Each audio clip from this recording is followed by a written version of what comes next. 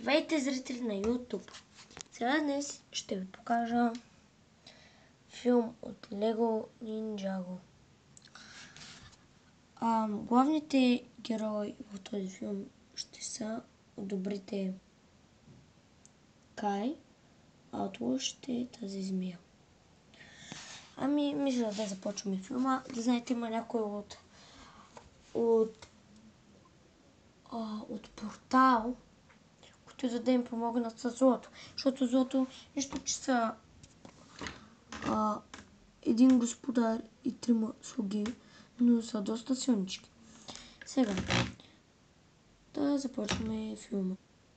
Понеже че в това време е бил смятан Кай за най-силната нинджа и той обучавал 3 си ученици. Кол, Зейн и Ния, която му е сестричка. Обаче, то дори тогава още нямало сенсей, който да ги обучава. Дори е нямало зелена нинджа, още е нямало и синя дори. Синя е нямало, смятайте. За какво нещо говорим. И така. И един ден, както са се обучавали, Зейн е намерил нещо. Той е видял едно нещо като свитък, където е писало, че в същия ден ще дойде едно голямо зло. И най-силният ще вземе едно много силно зелено оръжие и така ще убие злодеите.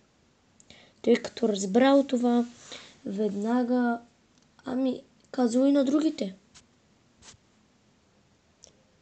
Хора, чуйте, елате с мен, ще ви покажа един свитък, идва голямо зло.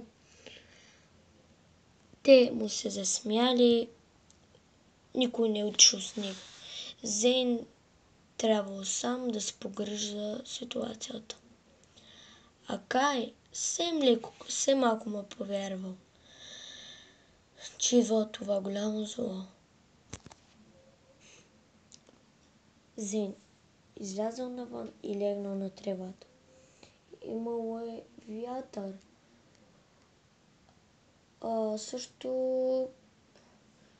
Имало е вятър, което значи, че след малко ще дойде портала. Зейн станало му е гадно на Зейн. Дори най-близките му са му се засмяли. По едно време се отворил един портал до него. То не е било точно портал, била е топка, откъде са излизали шарна топка, откъде са излизали злодеите.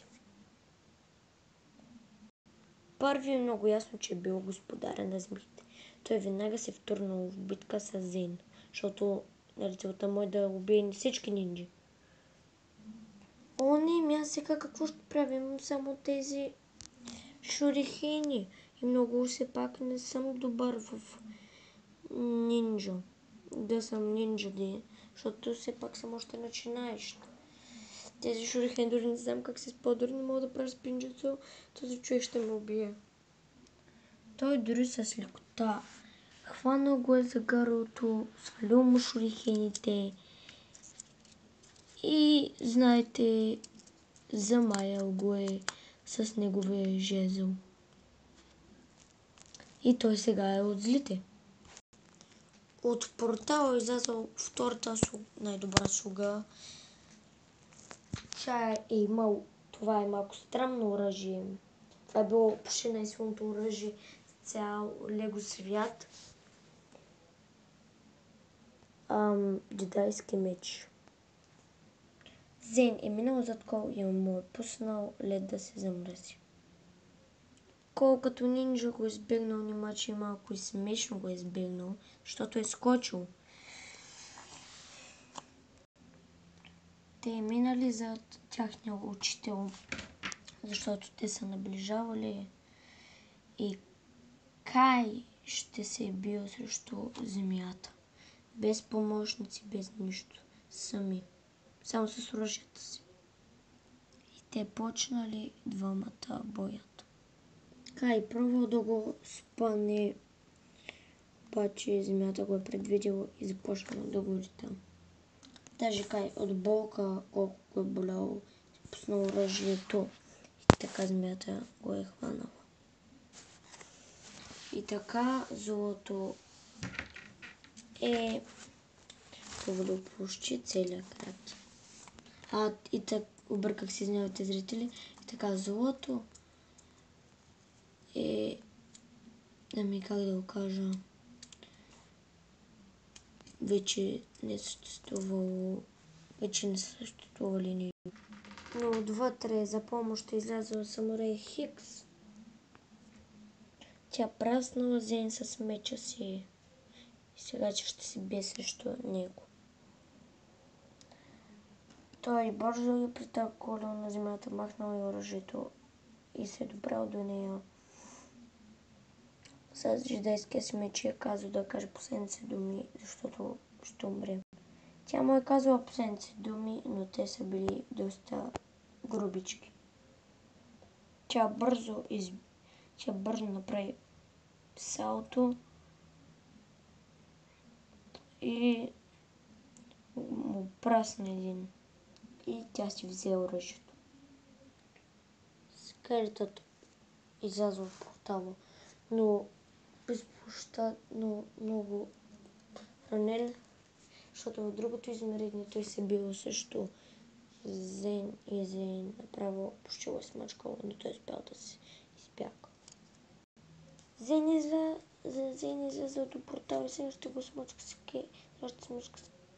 извади оръжието си, досача го е към него да го смачка.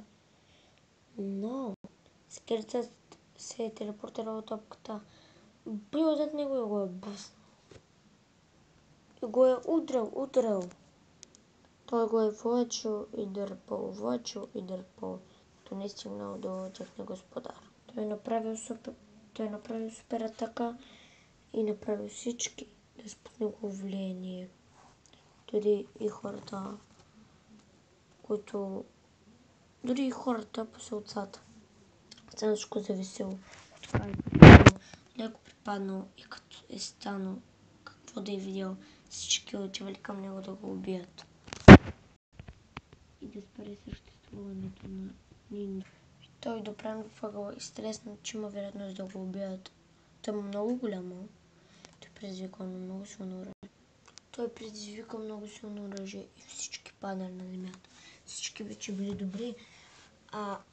Зли вече нямало по света зли. Вече по света нямало зли змии.